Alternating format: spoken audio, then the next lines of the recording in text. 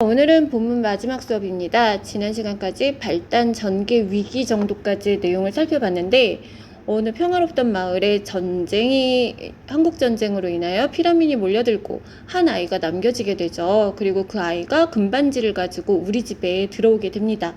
하지만 어른들이 그 금반지에 대한 탐욕으로 이 아이에게 위협을 가하고 결국은 나의 부모님이 이 아이를 보호하기로 하면서 금반지를 독차지하려는 욕심을 갖게 됩니다. 자, 그럼 절정 부분 볼게요. 우리 식구 모두는 상전을 모시듯이 명선이에게 한결같이 친절해졌어요. 약간 인색했고 얘를 내쫓을 궁리를 했던 부모님의 태도가 달라졌기 때문이죠. 근데 사실은 명선이를 위한 건 아니잖아. 우리 알잖아. 뭐 때문이야? 금반지 때문이죠. 금반지 때문에 명선이를 잘해주기로 한 거지. 그러면서 심지어 남자애인 나에게 명선이를 돌보라고 한 거예요. 나에게 그런 임무가 주어졌어요. 자, 그러면서 마을에서 어느 누구도 감히 넘볼 마음을 못 먹도록 뚝심이 좋기로 소문난 아버지인데, 그러면서도 이중삼중으로 보호의 울타리를 쳐놓고 안심하지 못하는 상황이 됐습니다. 나는 그의 그림자 노릇을 착실히 했겠죠. 또래 친구니까 얼마든지 어울려 놀 수 있으니까. 그러나 금반지를 어디다 뒀는지는 차마 묻지를 못했어요. 차마라는 말을 보니 얘가 아주 멍청이는 아니야. 똥멍청이는 아닌 거지. 물어보아야 하는데 명선이 표정을 보면 왠지 이 말은 하지 말아야지라고 마음을 먹은 거야. 그러니까 못된 애는 아니야. 그러니까 이 아이가 약간 아직은 왜 어른들이 시키는 대로 하는 좀 얄미운 애들 있잖아. 그런 애들이 영악하다고 하죠.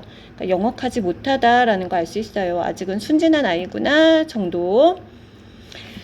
시간이 흐를수록 그 애는 내 사투리를 닮아갔고 나도 그의 서울말을 어색하게 흉내내기 시작했답니다. 그러니까 이렇게 아이들끼리 동화되는 모습도 보이죠. 비록 전쟁의 상황이기는 하지만 이런 아이들의 어떤 순진한 마음까지는 전쟁에 침범하진 못하잖아요. 아이들끼리 동화되는 모습, 하나가 되는 모습. 어쨌든 얘는 타고난 여자의 모양을, 그러니까 여자임이 밝혀졌잖아요. 그러면서도 이렇게 살았다? 개구쟁이처럼 산 거죠. 그래서 계집애라는 이유로 쉽사리 물리칠 수 있게 되면서부터 토박이의 텃세를 막 여자이니까 약한 척도 하고 이랬겠지. 온갖 망나니 짓은 더 심해졌다는 거지. 그리고 뭐 헤엄도 잘 치고, 그리고 심지어 뭐 잠자리에게 호박가루를 묻히면 그게 암놈처럼 보이나 봐. 그렇게 위장시켜가지고 아예 말잠자리 큰 놈을 꼬셔서 낚아채기도 하고, 그 다음에 호박에 말뚝도 맞고, 개똥벌레를 모아가지고 불을 흔들면 담뱃불 모양 같았나 보지. 담뱃불 흔드는 신용도 하고, 이래서 개구진 명선이의 모습을 볼 수 있죠. 여기까지 내용은 개구진 명선이의 모습. 자, 되게 순진하게 행복하게 살았을 거야. 그리고 그 당시는 인공치하였답니다. 인공이 뭐냐면 그 당시 북한군이 이 마을을 점령한 거라고 했잖아요. 그러니까 인민군이 점령한 시기라는 뜻이야. 그래서 인공이라는 건 원래 인민공화국을 줄여놓은 말이거든요. 인민공화국 치하, 인민공화국으로 다스리던 시절이어서 학교가 쉬는 동안 자기들끼리 막 때로 뭉쳐다니며 늘 즐겁게 놀았나 봐. 심심할 때마다 명선이는 나를 끌고 허리가 끊어진 만경강 다리로 갔대요. 만경강 다리가 이 동네에 되게 상징적인 구조물이었을 거야. 건축물. 근데 끊긴 이유가 뭐야? 전쟁 때문이죠. 그러니까 허리가 끊어졌다는 것 자체는 분명히 전쟁의 상처가 남아있는 거야. 전쟁의 상처를 상징적으로 보여주거든요. 전쟁의 비참함이 남아있는 이 다리에서 얘네는 논 거야. 뭐하고 놀았냐면 위험천만한 고개를 부린 거죠. 부서진 다리 위에서 예사로 늘 버려서 우리 애비, 와 진짜 쟤 대단하다 하고 입이 딱 벌어지게 만들었다는 거야. 누가 제일 멀리 가는 거지 시합하는 거다 라고 하면, 너네 같으면 다리가 끊겼으면 바로 그 직전까지 갈 수 있겠니? 너무 무섭잖아. 언제 얘가 또 후두두둑 같이 끊어질지도 모르고. 그러니까 멀리 가자는 시합 자체가 되게 무모한 거지. 아무튼 그대로 방치되어 있었는데 난간이 떨어져 나가고 바닥에 커다란 구멍들이 뻥뻥 뚫렸고, 그 사이로 뭐 쌀뜨물보다 흐린 신누런, 아주 누런 물결이 일렁이는 강 중심부 쪽을 향해서 곧장 뻗어나가는 다리가 갑자기 앙상한 철근, 막 시멘트 다 떨어지고 철근만 남아있는 거지, 엿가락 모양으로 어지럽게 늘어뜨리면서 다리는 끊겨 있었거든요. 이게 만경강 다리를 묘사한 거야. 근데 이 다리의 모습의 묘사를 통해 우리가 알 수 있는 건 뭐야? 와, 전쟁이 나면 이런 상황이구나 해서 어떤 전쟁의 비극성, 비참함을 상징적으로 보여준다고 볼 수 있죠. 근데 여기를 명선이 좋아해. 뭔가 불길하지 않아? 이런 데서 노는 걸 좋아하는 거야. 그리고 시합에서 승리자는 언제나 명선이었던 거지. 맨날 멀리까지 뛰어가는 거야 얘는. 웬만한 배짱이라면 구멍이 숭숭 뚫린 시멘트 바닥까지는 갈 수 있어. 하지만 시멘트가 끝나면서 강바닥이 까마득한 간격을 두고 막 맴도는 철골 근처까지 못 가잖아. 그러면 누구나 오금이 굳고, 오금이 어디냐면 무릎의 뒤쪽이거든요. 그래서 보통 오금이 저린다, 오금이 굳는다, 그러면 무릎을 굽히지 못한다는 뜻이야. 그럼 막 꼼짝 못하고 그 긴장한 상태를 얘기할 때 이런 표현을 쓰죠. 팔이 떨려서 한 발도 나갈 수가 없었어요.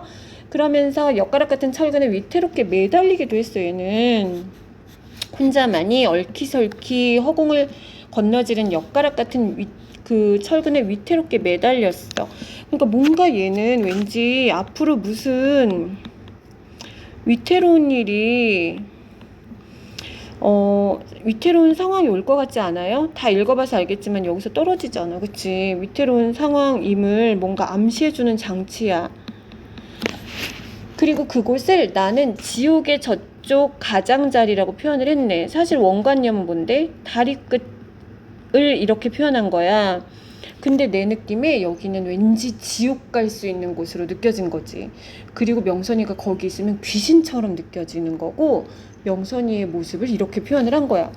근데 우리 사실은 이 작품이 회상적이잖아요. 명선이의 죽음을 목격한 서술자가 나중에 그랬었다라고 쓰는 거란 말이야. 그러면 여기는 사실은 우리가 뒤에 내용하고 연관지어보면 그래서 명선이가 여기서 죽지 알게 되잖아요. 그러니까 이게 뭔가 아이고 죄송합니다. 죽음을 암시한다라고 볼 수 있죠. 거기에 귀신이라고 표현한 게 이게 바로 명신이란다. 명선이니까요. 자, 아무튼 모두 그러면서 그렇게 낄낄거리면서 우리들 머슴의 용기 없음을 막 놀린 거죠. 자, 내용 볼게요. 넘길게요. 어느 날 나는 명선이하고 둘이서만 놀러 간 적이 있었어.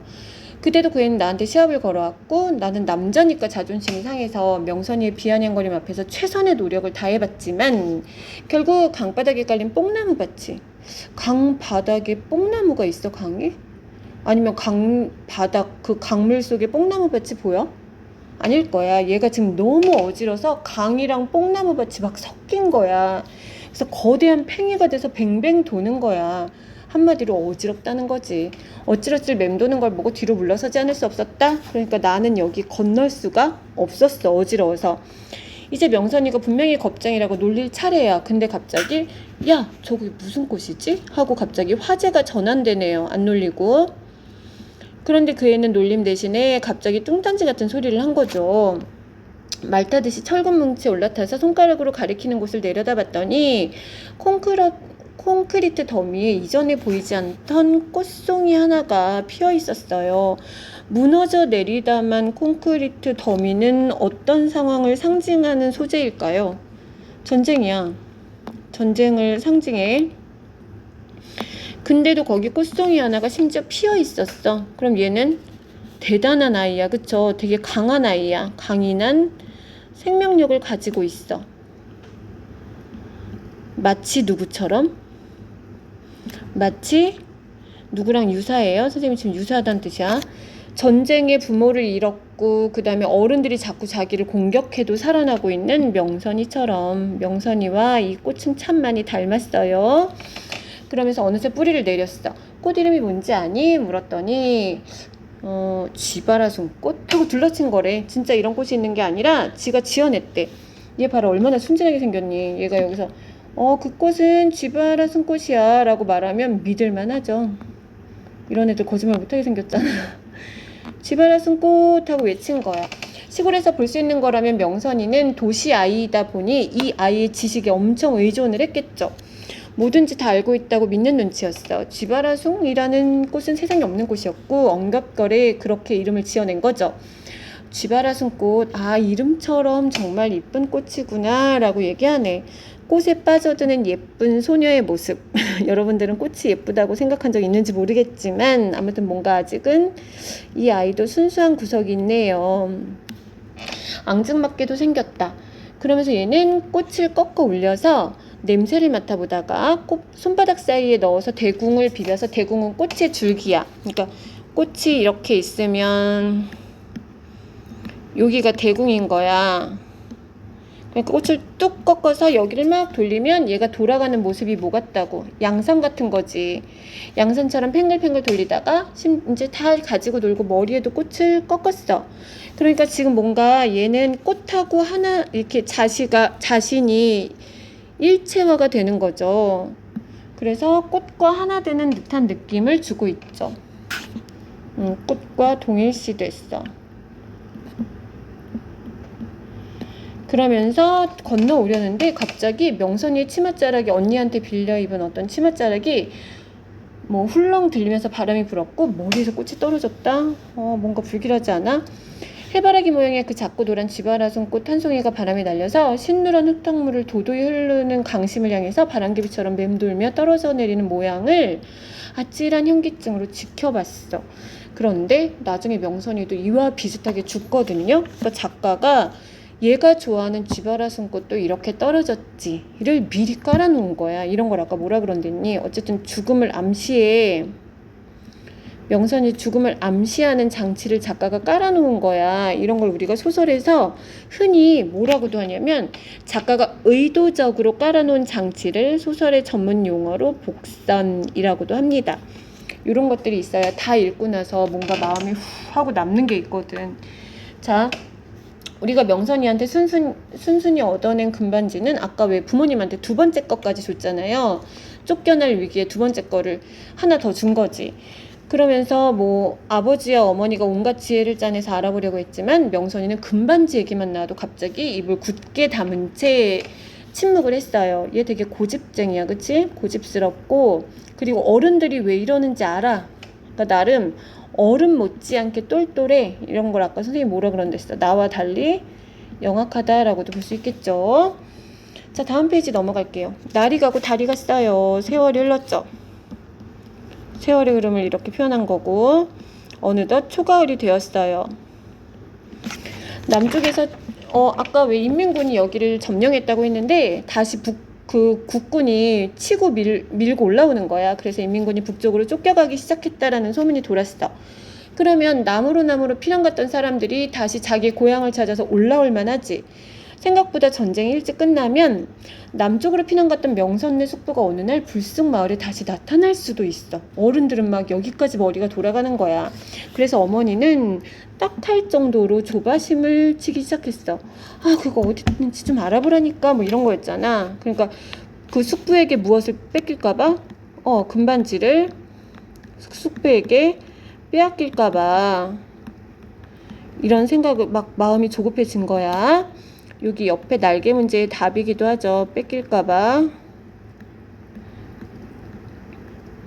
내가 벌써 귀띔을 해줘서 명선이가 숙부로부터 도망쳤다는 사실을 알고 숙부 역시 명선이의 금반지에 욕심을 낸다라는 걸 어른들은 눈치를 챈 거죠. 그래서 부모님들은 명선이의 입을 열게 하려고 막 온갖 방법을 동원하려 했죠. 다음 페이지. 어느 날, 그날도 나는 명선이와, 자, 읽어보니 그날은 어떤 날이니? 이 그림 되게 슬프다, 선생님은. 왼쪽에 떨어지는 쥐바라손꽃은 사실 명선이가 떨어지는 모습을 미화시켜서 표현을 한 거고, 소년이 깜짝 놀라서 멍하니 앉아있잖아, 그쵸? 그날은 명선이가 죽은 날이야. 명선이가 죽은 날도 둘은 놀러 나갔어요.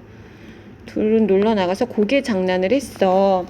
콘크리트 부위를 벗어나 그 애가 앙상한 철근까지 달려간 거지. 그러면서 지옥의 가장귀, 가장자리, 아까 다리 끝을 이렇게 빗대어서 표현했다고 했고, 향해 조마조마하게 건너갈 때 우리들 머리 위에 갑자기 굉장한 폭음이 귓뺨을 갈리는 기세로 휘 하고 날아간 거야. 막 이렇게 푸른 하늘 바탕을 질러서 하얗게 호주기 편대, 호주에서 만든 비행기인가?